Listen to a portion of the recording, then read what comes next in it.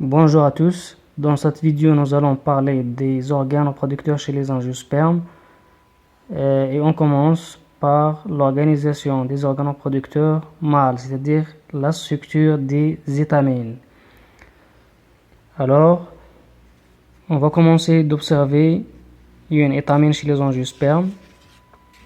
Et donc voilà, une étamine chez les angiospermes.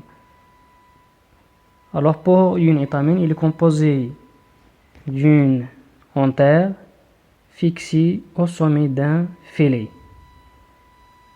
Un antère, c'est-à-dire, ça ressemble à un sac. Alors pour bien comprendre la structure d'une étamine, on va étudier le schéma là, qui représente les différents éléments de l'étamine chez les angiospermes.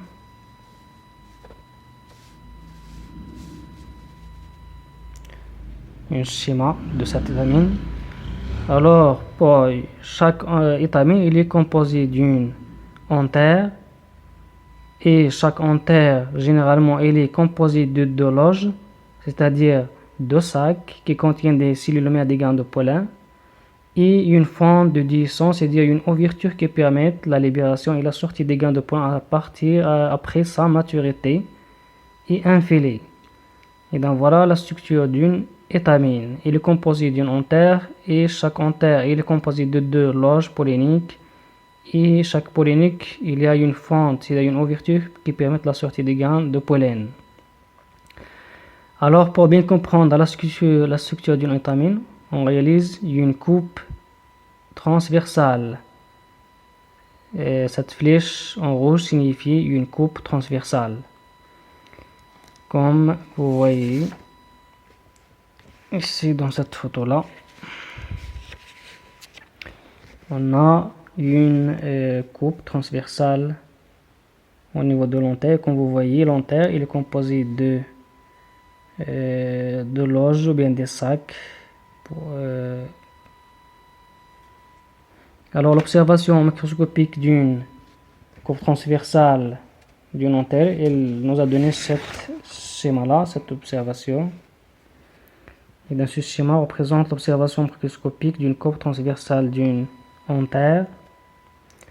Et comme vous voyez, l'observation il montre la présence de plusieurs sacs dans l'antère. Il y en a 4 sacs appelés des sacs polliniques. À l'intérieur de ces sacs polliniques, il y a des cellules mères des grains de pollen qui se transforment progressivement à l'aide de division cellulaire et différenciation en grains de pollen matures. Comme vous voyez ici. Alors, on va voir un schéma d'une observation d'une coupe transversale d'une antère. Donc voilà le schéma de cette observation. Alors, comme on a déjà dit que l'antère est composée des sacs polliniques, de sacs polliniques pour chaque loge. Alors, numéro 1, ce sont des sacs polliniques.